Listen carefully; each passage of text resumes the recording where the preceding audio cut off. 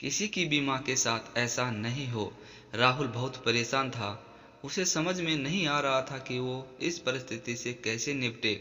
वो अपनी माँ को बहुत चाहता था, किंतु उसकी पत्नी और बच्चे उसकी माँ से बहुत दूर भागते थे, क्योंकि उसकी माँ की एक आंख नहीं थी, साथ ही उसकी कमर भी झुकी हुई थी।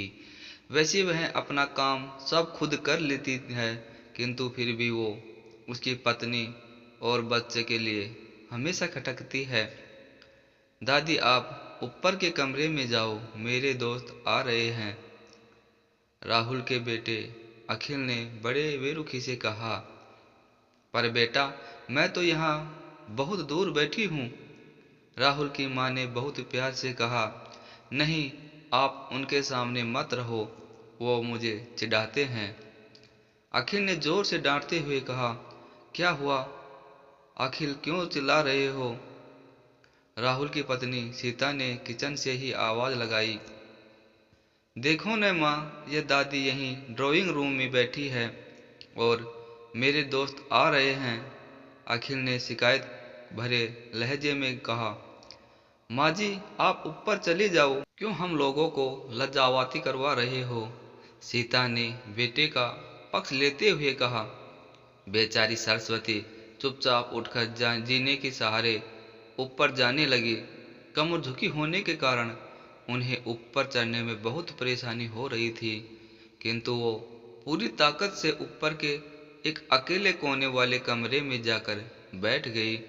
राहुल बाजू के कमरे से सब सुन रहा था।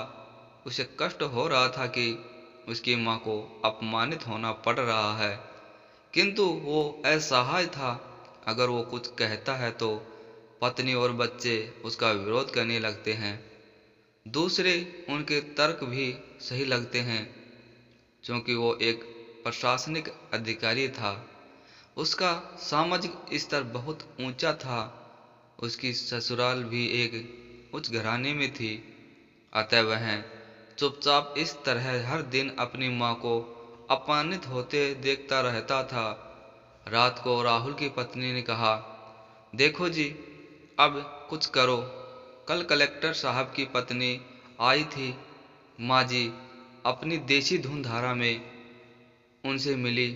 मुझे बहुत शर्म आ रही थी, बताते हुए कि ये मेरी सास है। मैंने कह दिया कि दूर की रिश्तेदार है, इलाज कराने आई है।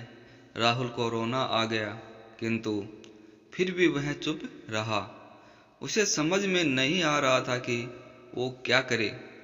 अपने बेटे की मन स्थिति को सरस्वती अच्छी तरह से जानती थी और बेटे को कोई कष्ट न हो, इसलिए वो हर बात को चुपचाप सह लेती थी। राहुल बहुत उदास रहने लगा। एक तरफ परिवार और सामाजिक स्तर पर जीने की प्रतिबद्धता थी, और तो दूसरी ओर माँ, आखिर माँ से अपने बेटे की यह हालत नहीं देखी गई। एक दिन उसने अपने बेटे से कहा, राहुल, बहुत दिन हो गए हैं, मैं अपने गांव जाना चाहती हूँ, मुझे वहाँ पहुँचा दो। मेरा यह मन नहीं लग रहा, किंतु माँ वहाँ तो कोई नहीं है, तुम्हारी देखभाल कौन करेगा? राहुल ने आश्चर्य से पूछा।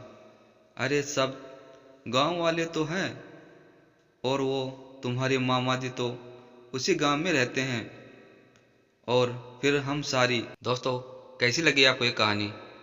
दोस्तों, इस कहानी को पूरा देखने के लिए इसका भाग 2 देखें। दोस्तों, अगर कहानी अच्छी लगे तो इस वीडियो को लाइक शेयर कर देना, और चैनल पर पहली बार आए हो तो इस चैनल को सब्सक्राइब करके बेल आइकन को प्रेस करके ऑल बटन पर क्लिक कर देना, क्योंकि दोस्तों मैं इस चैनल पर हमेशा इसी प्रकार नई नई कहानियाँ लेके आता रहता हूँ।